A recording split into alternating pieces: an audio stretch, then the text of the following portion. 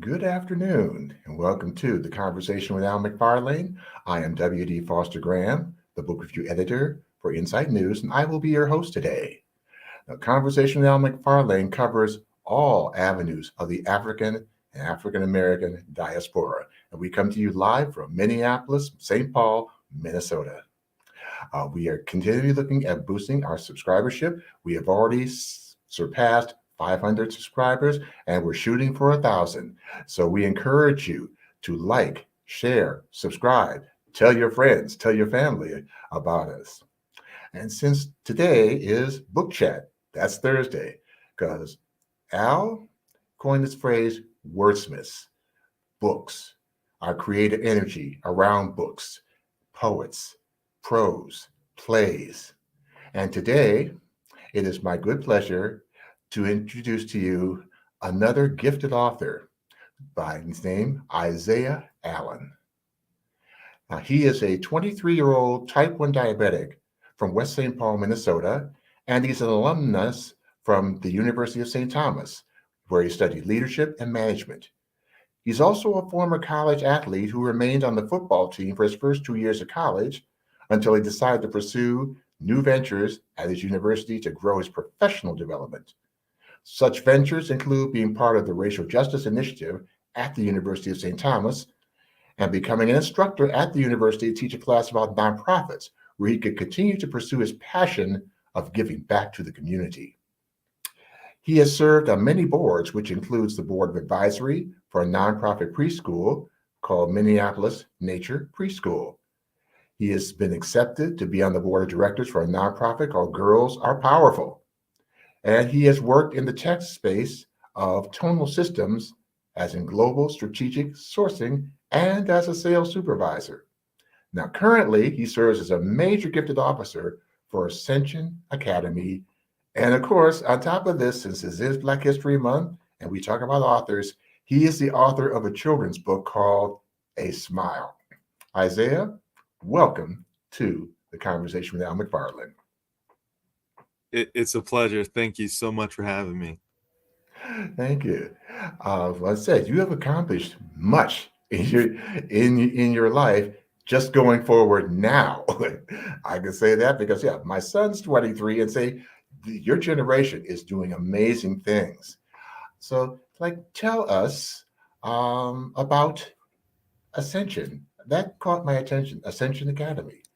Yeah. So just a little background. I'm at Ascension Academy as a major gift officer. So what I do is I meet with donors. I meet with with schools. The specific schools that I supervise over and support are St. Peter Claver in the Rondo neighborhood and St. Pascal's Regionals and closer to the east side. We're an umbrella organization that supports these schools so they have the resources that they need to be successful. Catholic, the Catholic education that they're getting there is setting them up for success, especially in the St. Paul neighborhoods. And I always say that leaders are made in St. Paul. Everyone likes to say, "Oh, Minneapolis this." Well, our state capital is in St. Paul. Leaders are made there, and leaders come from Ascension schools. Amazing. So, that being said, we think of the word diversity, equity, and inclusion. Tell me what your role is to facilitate that. Yeah, and in terms of that, I would say my schools, the schools that I serve, they have a very diverse enrollment. St. Peter Claver is majority African American, and St. Pascal's Regional is really diverse. I couldn't really put a specific, but students come from all walks of life, and it's my job to show face as a leader and central ops that someone that looks like them is looking out for them, and I think that's really important. And our donors come from all walks of life. We have just our everyday person, and we have the executive. We have people from all over coming to support Ascension schools. A lot of them are alumni and even more of them are people who see how much of an impact that these schools are having on the community, and they feel a need to support. Mm. And hey, and it's needed now more than ever. 100%. Because we think about back in the day, back in the 60s and the 50s, about racial justice and stuff, and we realize, hey, the work still needs to be done, and we still have a long way to go. Mhm. Now, tell me more about your years at St. Thomas and how they have shaped you. Well, that is a question we could be here for hours, but I'll give you the as much of a summary as possible. Mhm. So I started off at St. Croix Lutheran, my high school, and I was a three-sport athlete, and I was also a student athlete, with emphasis on student first. But I was also very gifted in the football field, track and field. I got the opportunity to play football at the University of St. Thomas, which led ways to even more doors open. But my mom saw a program that a summer program for BIPOC students for to get a head up when they first go into college, because it's going into college for the first time, and especially going to a PWI as a person of color, there's kind of a culture shock, and you don't really know where to go. St. Thomas isn't that big, but still there's a culture shock aspect of that. So myself and I believe 13 other PWCs, people of color students, we got to go to summer school. We got to take a 4-credit class. We got that opportunity to get that head up, understanding what resources are at the university. So, from the jump, I was set up for success, and the university did a great job to set us up for success. Football, especially playing a college sport, takes a lot of time. Basically, you wake up football, you go to sleep football, you eat football. And that was a great way to help instill discipline in myself. Unfortunately, halfway through the season, I got diagnosed with type 1 diabetes. And that basically shook everything. In the middle of practice, I'm like, why do I not feel fast? Why do I not feel as strong? And I went home to see my sister play basketball in high school, and my parents were like, "Are you okay? You look really skinny. Are you not working out? Are you not eating?" And I'm like, "No, I'm I'm getting a whole plate of sausage links and pancakes, for breakfast every day. I'm eating 4 meals a day, trying to get stronger."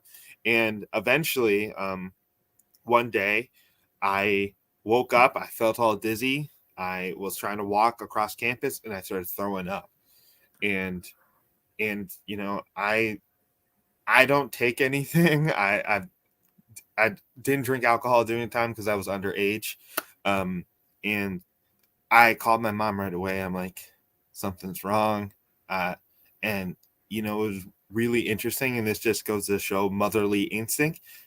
She didn't ask any questions. She came right to me and brought me to my doctor.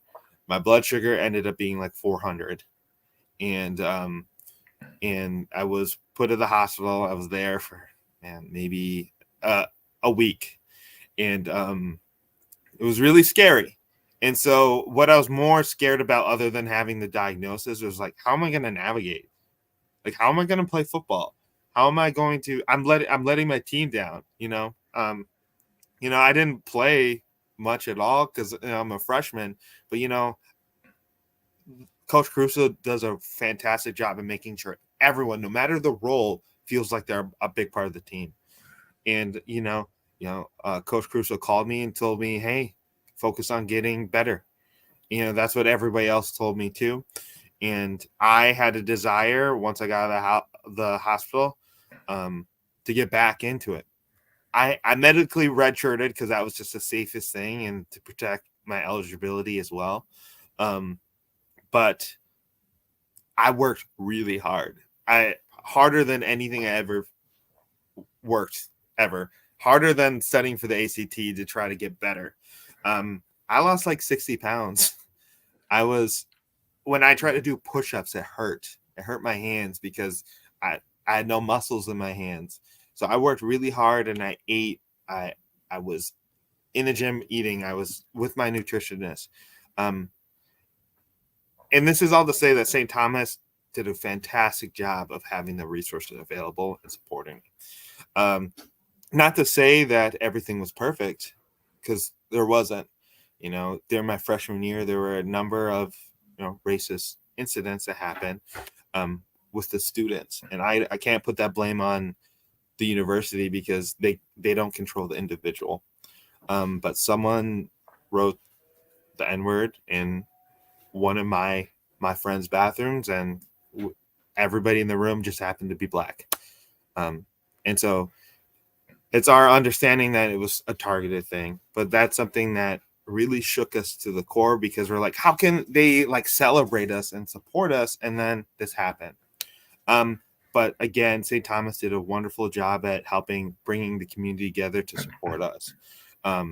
Yeah, I worked really hard. I also say during this time when I first got diagnosed, my academics teetered a bit.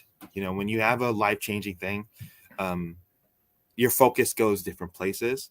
And, I struggled a little bit for academics, but I found a tutor. I went to the library every day. I grinded. I grinded as hard as possible. And as someone who's really proud, I didn't want to ask for help, but it was getting to a point where I was like almost too late for help. And so that's kind of when I realized, why make life harder when I can just ask for help, right? I played through my second year of football. We're fast forwarding some time. And, I had a great experience, but I realized I don't have an internship. I'm a business major without an internship, and I don't have any experience. So I reached out to Dr. Uhuru Williams, and he gave me a job at the Racial Justice Initiative. And that was just a great experience, helping make a difference. Also during this time, I got a job, a little bit, I'm fast forwarding some time. After that, I got a job working as an instructor for Business 200 facilitator. So I taught business majors, nonprofit management. During this whole time, I'm also volunteering the whole time, just giving me something to do. Because when I wasn't playing football, I didn't know what to do other than study. I gained a really good relationship with one of my professors this later on in time, and they gave me the opportunity to serve on the board of directors as the director of community engagement at Girls Are Powerful, which was a great experience. And they also gave me my first job at Tonal, in working in global strategic sourcing, which was a different space for me, but it's somewhere where I excelled and, built me up to where I am now. I was on a number of boards. St. Thomas hooks us up. I'll say that. Yeah, that's kind of the big summary. Well, thank you. Because apparently St. Thomas was definitely an awesome influence so far as where you are today. 100%. See, so speaking of influences and inspirations when it comes to your literary endeavors, who or what were the inspirations for writing your book, and probably your motivations in life to keep going? Because just from what you share with me, you shared some of them already, but let our viewers love to hear more. Yeah, motivations. So I've been writing poetry for a while. My nickname in high school was Frosty, and so I really like Robert Frost. They have some excellent.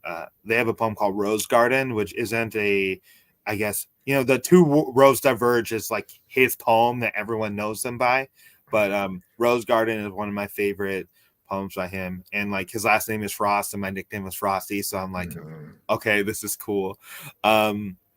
Inspiration for writing. I was told in high school by somebody that I wasn't going to be successful in college just because I struggled with reading and writing. I still got really good grades, A's and B's, but it wasn't my specialty.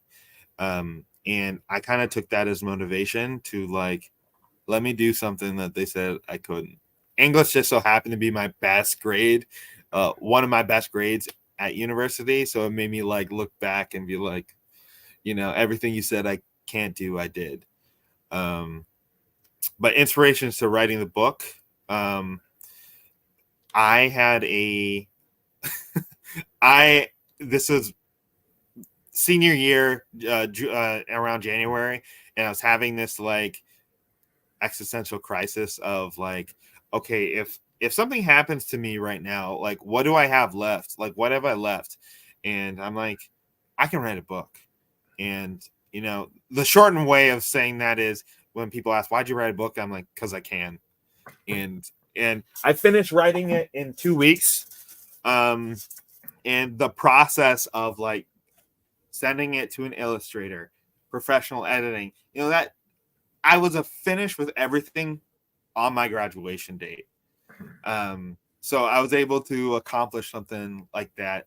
And another motivation was like, how many people, like the average person doesn't know anybody who wrote a book.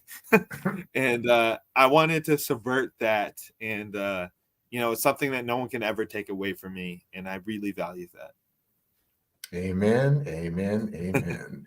Now, one thing when it comes to, I think, doing a children's book or the whole process of getting it published and out there, yeah, there's a different process than it is doing a novel, because I write novels and stuff. So could you take us through the process of what it takes to bring a children's book to fruition?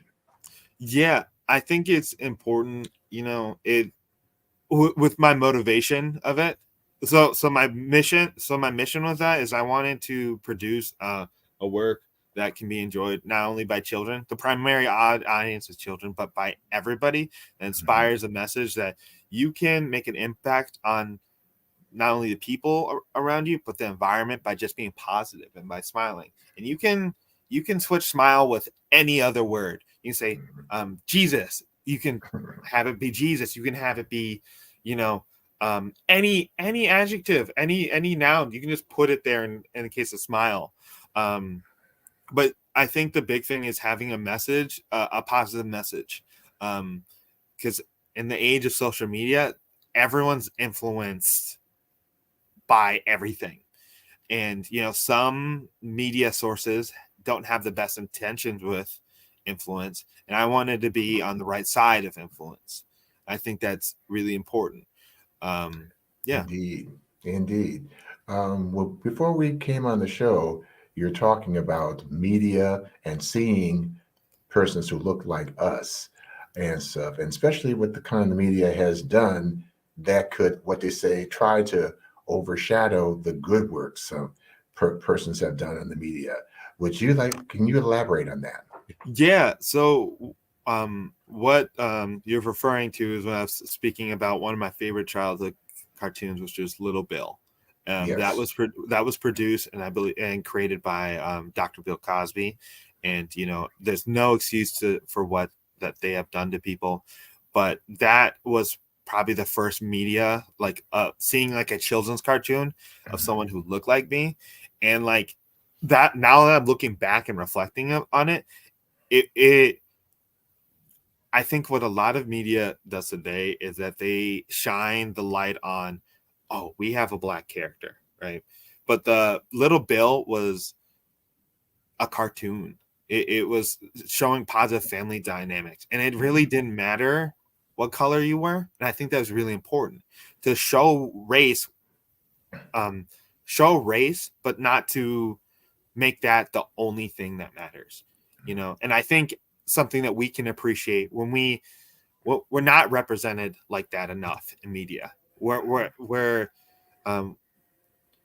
often we are used as tokens. I will say that often we're used as tokens, and when we see something like that, authentic, like an authentic story, that I can relate to, like I like stuff in that show. I feel like I've gone through with my family, and especially having a black family, there's another layer of like, okay, I get that there, I see that there, and I think that's extremely important. And hopefully, later down the line, maybe I can replicate something like that.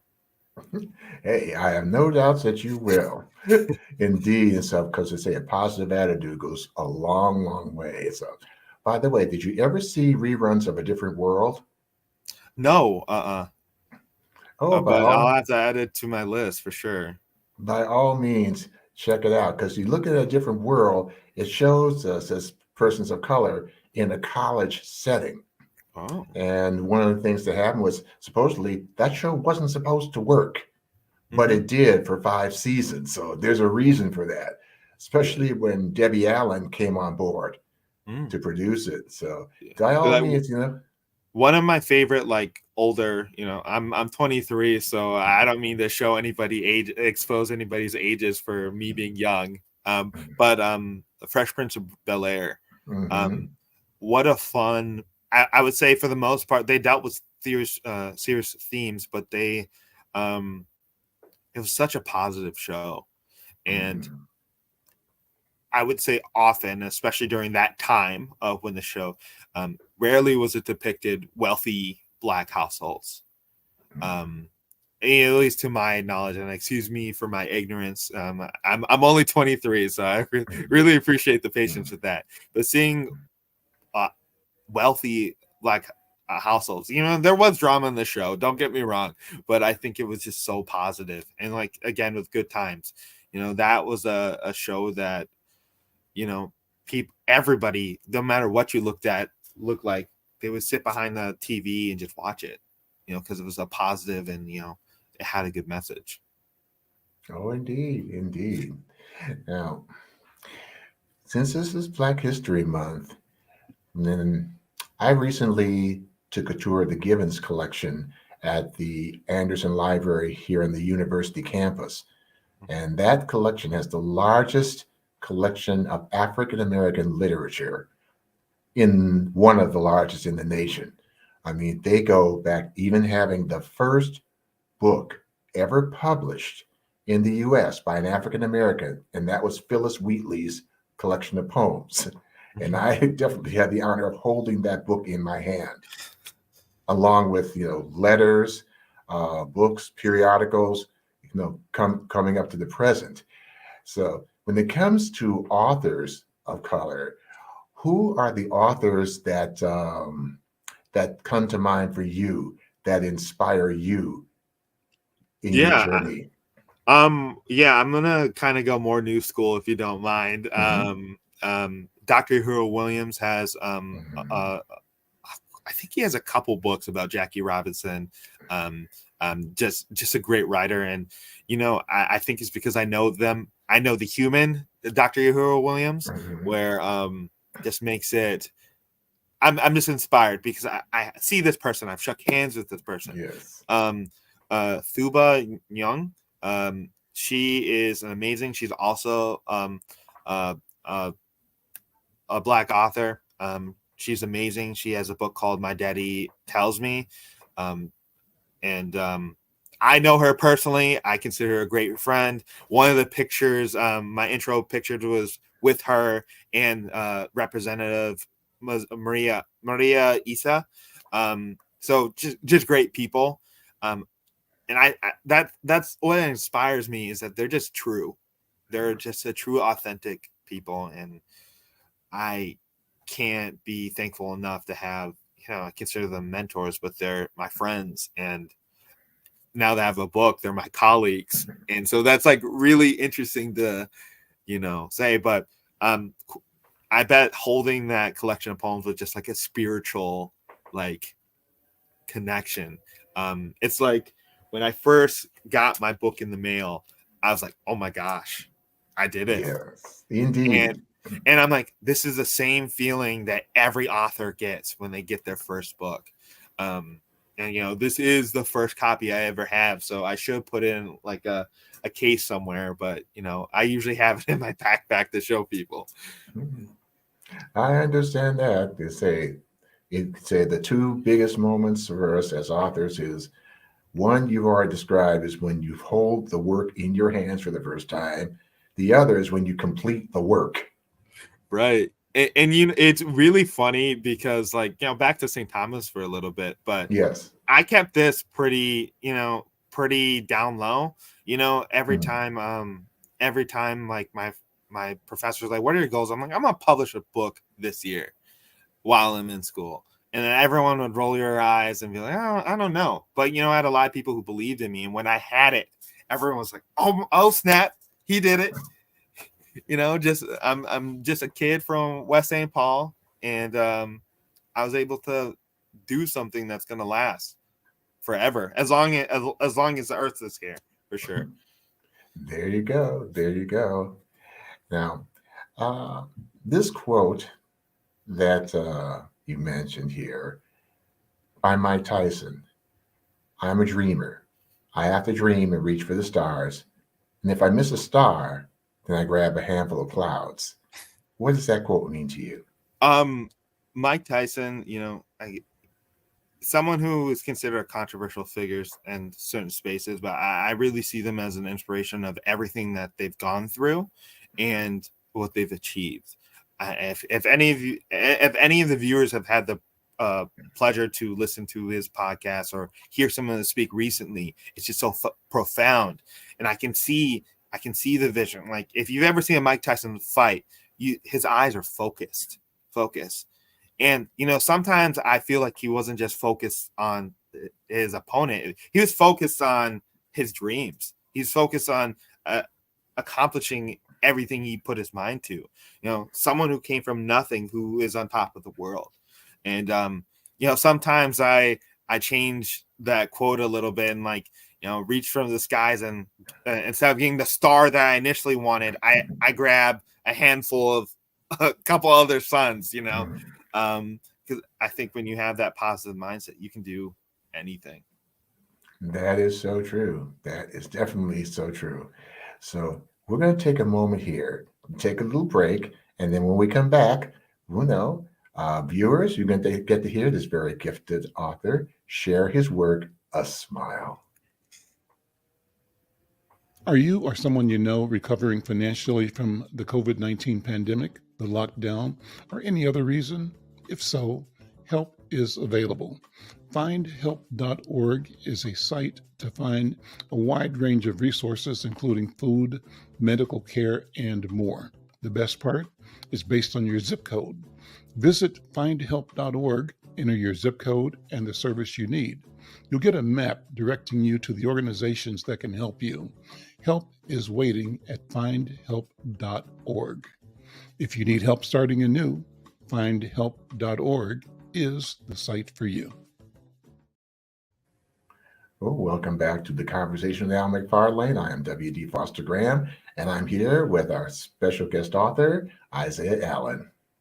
And Isaiah is going to share with us as your viewing audience, A Smile.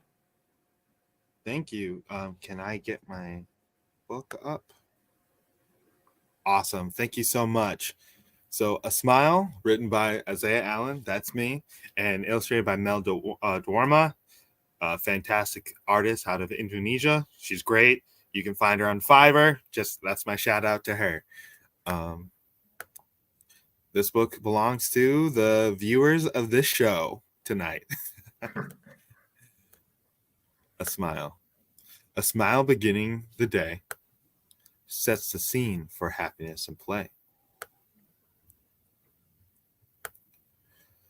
A smile while laying in the grass makes me wonder if this moment will forever last. A smile before the feast lets the cook know we're ready to eat. A smile while thinking hard makes thinking hard feel a lot less hard. A smile at the beginning of a competition lets my opponents know I'm here on a mission.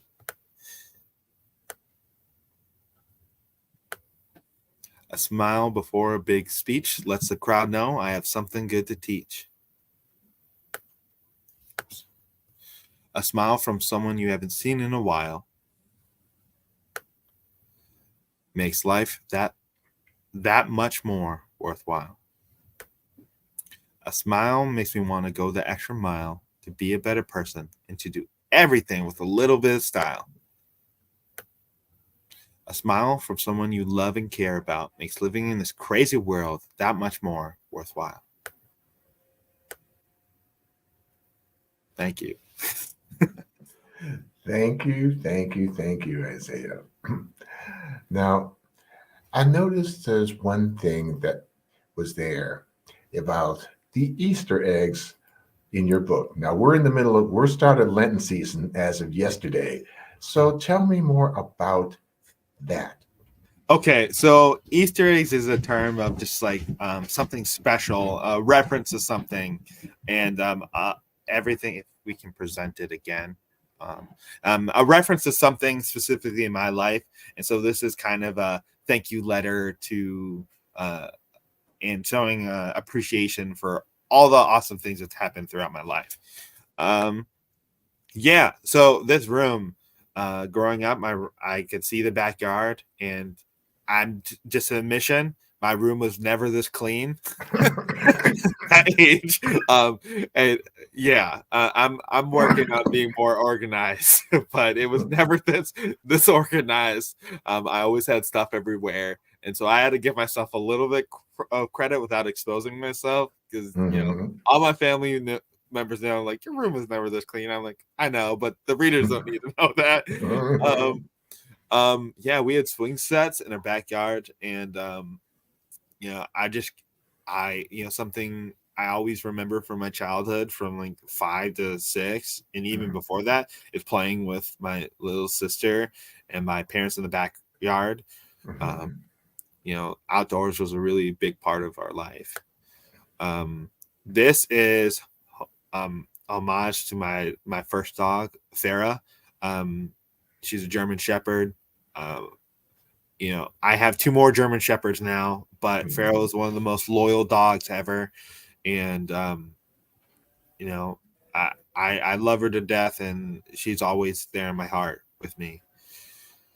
And yeah, in a night sky, I remember looking into stars at night, when the light pollution wasn't too bad in the cities. Yeah, a smile before a feast lets the cook know something great to teach. So this is my my current dog, Cleopatra. We we love to cook, and we love food in our household, and I remember eating great food with my parents, my dad working the grill. This is a turkey. A little side note. So my aunt has a turkey farm, and the Sunday before Thanksgiving we get our turkeys, and we prepare it there. And so that's homage to that part of my life. A smile while thinking hard. I loved homework. Okay, another back. I was like 6 feet tall in second grade, and I loved, I loved, I loved doing homework. I love puzzles. It helped stimulate my brain because I was always thinking. So I always enjoyed it. And this is my second grade teacher, Miss Linehan from Garlow Elementary Magnet School, and I just remember her supporting me throughout my educational endeavors of just being, a superstar and cheering me on.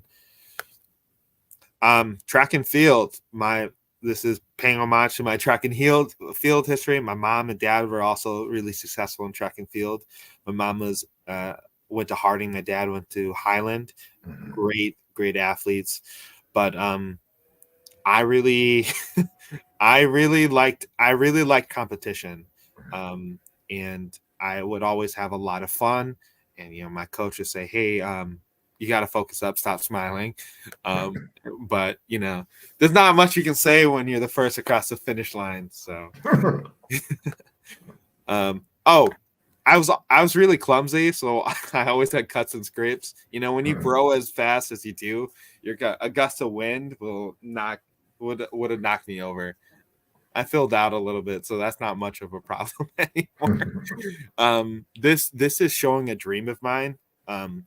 This person represents a mentor, and my dream is to speak in front of big crowds and influence people in a positive way and be a role model that people look at. This tie is the tie of my best friend who passed away, And so it's paying homage to that. Whenever I go to my like speaking events, I always wear this suit. So the kids say, "There's a guy in the book." And yeah, I've made this dream true on a couple times, but I'm just ready for the next stage. This is my best friend who passed away. Mm. They lost their battle to mental health my junior year of high school, Oh, and sorry to hear that. they were my best friend, and I had my first sleepover with them my sophomore year of high school. They would show up to my house in a bathrobe and like slippers and stuff like that, and no backpack. And my dad was like, "Andrew, like, did you bring a backpack?" He's like, "No." And he would just come over to our house and spend the night, and we would blow up the air mattresses and play video games, eat pizza. Truly my best friend. He wasn't alive to see me play football, but I know he was always there. And I think that message is really important because even if someone isn't there, they're always here. They're always here. That's true.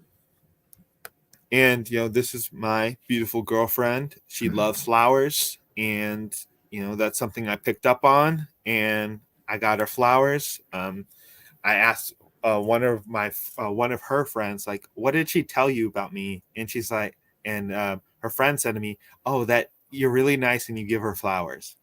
And a smile from someone as beautiful as her just makes you want to just be better, being the best person I possibly can.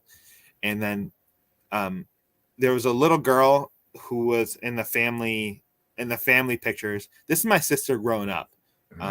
She's amazing. She's a track and field athlete at the University of River Falls. She's studying neuroscience and psychology. She's really smart. And she's just super strong. Here I have my insulin pump just to show representation of that. The only real representation of diabetics in media is Paul Blart, the mall cop. And I think that's unacceptable. I think there can be more positive representatives of people with type 1. My teacher, my best friend, my mom, my dad, and a mentor. So those are just the Easter eggs. And those who know, and I hope all new readers can appreciate them. Well, I definitely appreciate your sharing these particular Easter eggs, because those gifts are priceless. 100%. Definitely.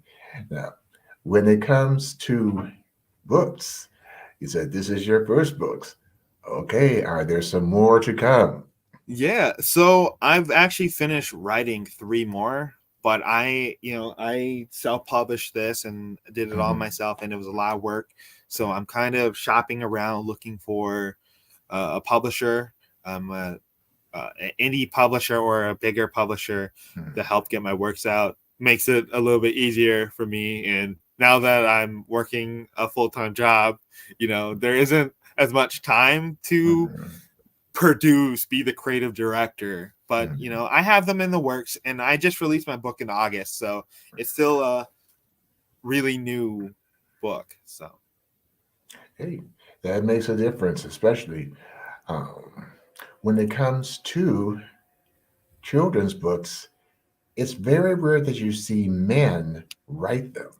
So how do you see yourself making a difference in that? Because usually I see children's books, they're predominantly written by women. Yeah, I will say, from working at Girls Are Powerful, there are a ton of great women leaders out there, and there are tons of great women creators. But I think it's important that we show both sides of the spectrum.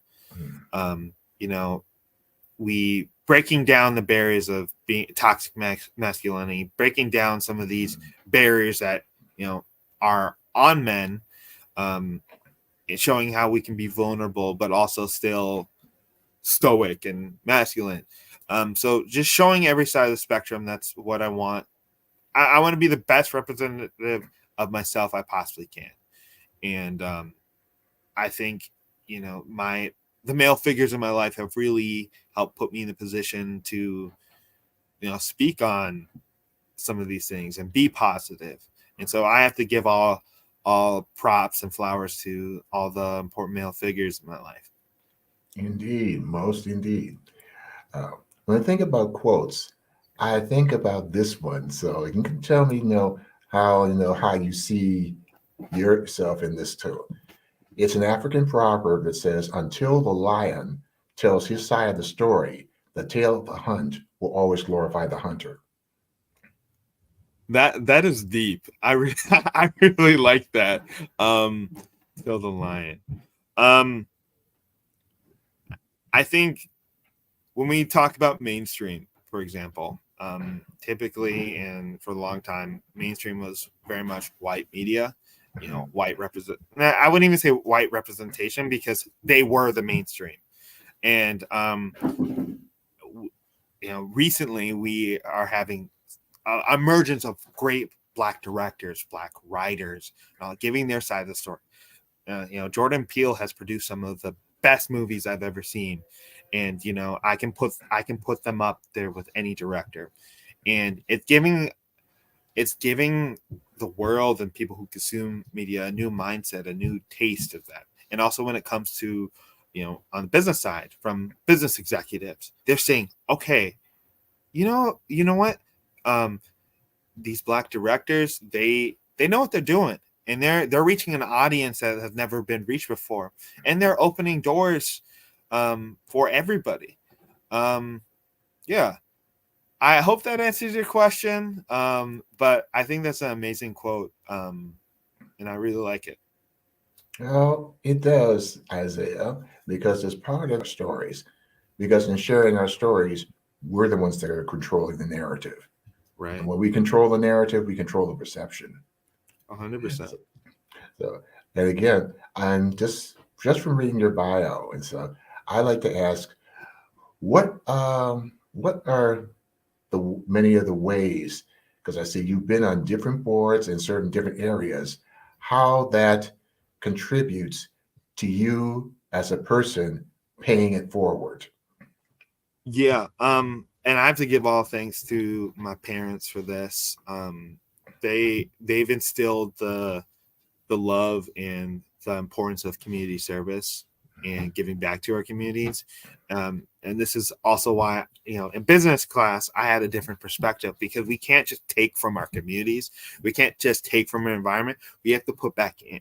We can't just put a highway in the middle of a neighborhood, a historically black neighborhood, without putting something back in. Right. So understanding the balances, really important, and my parents did a great job at helping me understand that. Yes, indeed.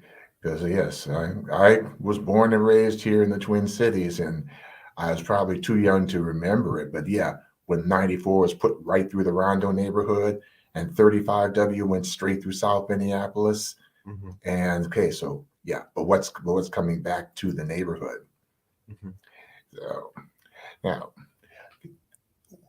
tell me more about Girls Are Powerful. I'm interested to hear about that. Yeah, so I'm no longer with them, but they're a really important part of my professional journey. They're an organization that supports girls from the age of 5 to 18, helping put them in positions so they can be whoever they want to be. So there were a lot of empowerment events that we put on. There were mentors from all different walks of life, who look like all these girls that we served. We put them in contact with the girls in our program. And for me, being the youngest and the only male on the board, it was my opportunity to learn and grow out so I can support women in the workplace and also throughout my community more. Well, that's part of the paying it forward. And also, when they think about the inclusivity in the neighborhood, or say in the community, okay, I think of also not only those of us who are African American, persons of color, and say men and women, but also the part of the community, those of us who stand at the intersection of LGBTQ. So, how does that work into the DEI? Um, so my belief is that everyone should love whoever they want to love, and I'm not a part of the community. but I would consider myself an ally, and I'll uplift people in, communities different from mine. But I think is making sure the space is there for them to do whatever they would like to do.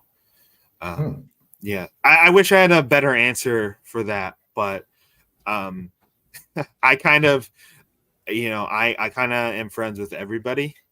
And so, not to say I look past, that, because it's there. I'm not colorblind, but they're just my friends and family, and I think friends and family transcends labels. It transcends, a lot of things. Yeah. So I apologize for not having a better answer for that. Well, the answer you just gave it. You have it one conversation at a time. Is what brings about change. So now I'm going to take a moment here because we have some upcoming events for Black History Month. So I take time to announce them.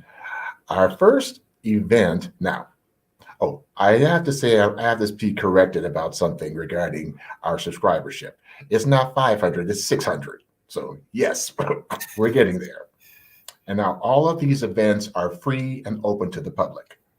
Now the first event takes place this evening from 5:30 to 7:30 p.m. It is open mic night, and it is sponsored by the Minnesota Black Authors Expo. So the MC is the spoken word artist and performing artist, Joe Davis, and it's at the Stride Bookstore located at 901 Nicollet Mall in Minneapolis, Minnesota. So you're going to hear a lot of spoken word, as well as other authors and poets will be there. Our next event will take place on Saturday, February 24th, and that is Bringing Books to Life for Black History Month. This is sponsored by the Friends of the Hennepin County Library, and this will be at 8500 West Broadway in Brooklyn Park, Minnesota, from 1:30 p.m. to 3:30 p.m. Now, and last but not least is the We Are Wordsmiths event, sponsored by St. Peter's AME, and it will take place on Saturday, February 24th, from 6 p.m. to 8:30 p.m. St. Peter's AME is located at 401 East 41st Street, Minneapolis, Minnesota, 55409. And the MC for the event will be yours truly. In addition to this program event, thank you, we will be having these 8 amazing authors, plus we will have handcrafted jewelry by Dee Michelle and artwork by Vaughn Larry. Now, for authors, poets, and playwrights, there are 2 ways, and they're important, to support them. One, buy their work. As to say, as being an author myself, and Isaiah, as you an author, you know about the time and the effort that's put into the work. And say, not only writing it, reviewing it, editing it, getting it published, that is work. And that work deserves to be supported.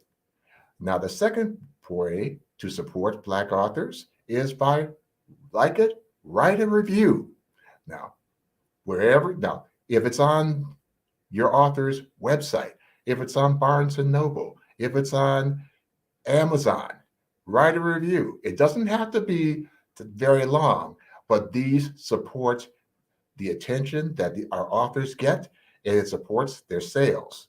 So I encourage you to come to these events. Tonight and Saturday, February 24th. So now, when it comes to Black History Month, especially because I like to get back to this thing about media. As persons of color, what do you see us doing, especially now, given the environment, to change the narrative? Because so many people see the media part and the images that are there. What can we do? Yeah, I will give a positive thing and just a little criticism, constructive criticism. First of all, I want to say Anthony Walsh, great author, Hockey's for Everyone. He's a really good friend of mine, so definitely check all the authors out, especially my boy Anthony.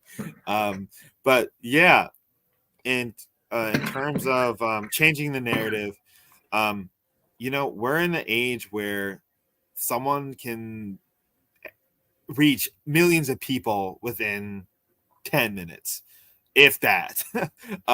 So continuing to put out positive content, and supporting one of the other. And I will say this, it's the same thing with mainstream media.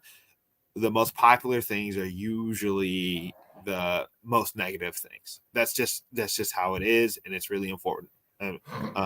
Unfortunate, but I think what's really important that we continue to uplift the positive messages.